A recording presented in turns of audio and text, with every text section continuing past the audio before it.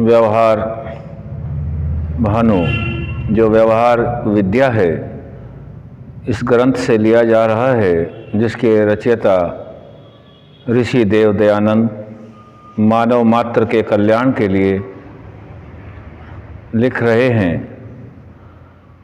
इसमें प्रश्न किया गया था, मनुष्य का आत्मा सदा धर्म और अधर्म युक्त किस किस कर्म से होता है। आगे का इसमें दृष्टांत है।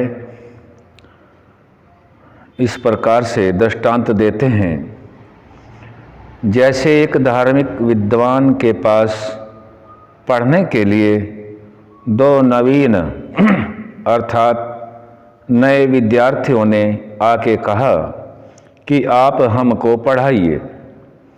विद्वान कहता है, अच्छा हम तुमको पढ़ावेंगे, परंतु हम कहें सो एक काम तुम दोनों जने कर आओ।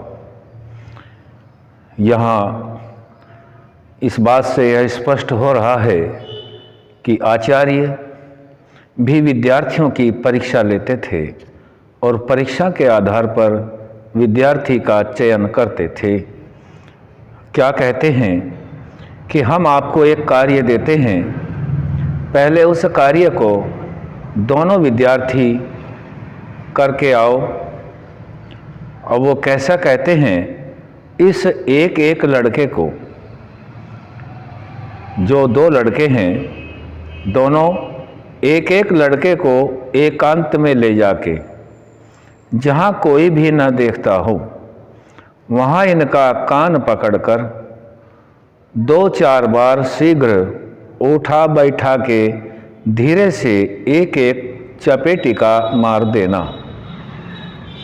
आचार्य जो नए विद्यार्थी हैं उनको कहते हैं, जो पढ़ने का निवेदन करते हैं कि आप दोनों विद्यार्थी छोटे दो बच्चों को ले जाओ और एकांत में जाकर के, जहाँ कोई भी न देखता हो, इन दोनों की उठा बैठक करा के एक एक चपेटिका लगाओ। इस प्रकार से कर दे। तब दोनों उन बच्चों को लेकर के चल दिए।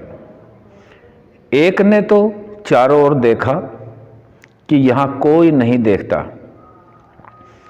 और उक्त काम करके झट चला आया। उक्त काम अर्थात बच्चे को उठक बैठक लगा करके एक चपेटिका धीरे से लगा करके वापस ले आता है। और जहाँ उसने देखा कि यहाँ कोई नहीं देखता, और दूसरा जो विद्यार्थी है पंडित के वचन के अभिप्राय को विचारने लगा कि मुझको लड़का देखता है और लड़के को भी मैं देखता हूँ, फिर यह काम कैसे कर सकता हूँ। वह दूसरा विद्यार्थी भी पंडित के पास आया, जो प्रथम अर्थात पहली ही आ चुका था। उससे पंडित जी ने पूछा कि जो हमने कहा था सो तू कर आया?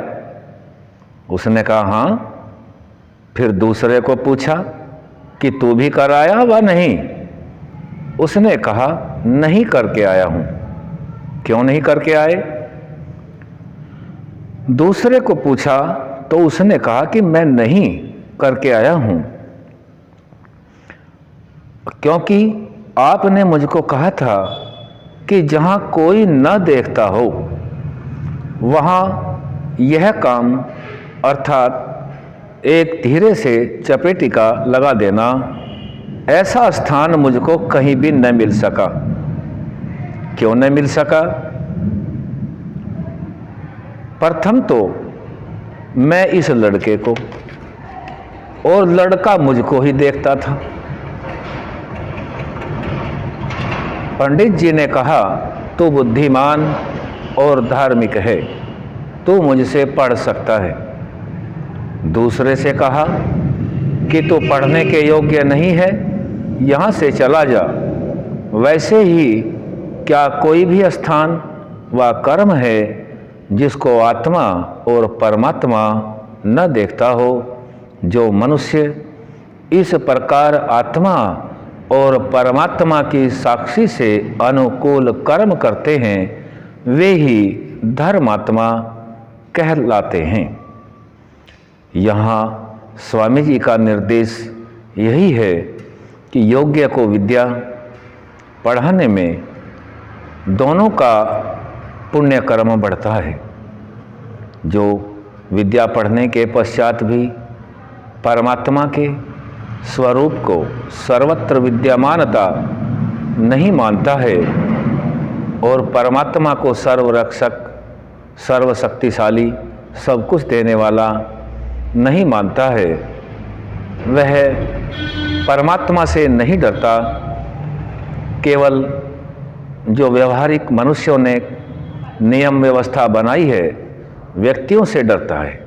ऐसा व्यक्ति केवल व्यक्तियों को देख करके कार्य करता है।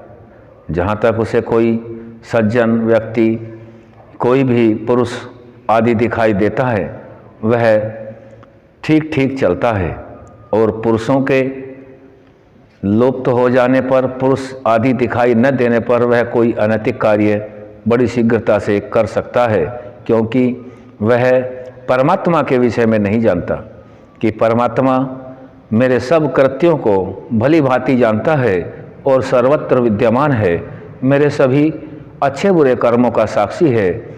इस प्रकार से जो व्यक्ति नहीं जानता वह धार्मिक नहीं होता। और विद्या का अर्थ देव ऋषि दयानंद पहले ही बता चुके हैं। जो विद्या पढ़ के भी धार्मिक नहीं होता वह विद्यावान नहीं कहा जा सकता। इसलिए इस प्रश्न का उत्तर दिया है कि आत्मा धर्म और अधर्म युक्त कर्म से इस प्रकार से बरतता है।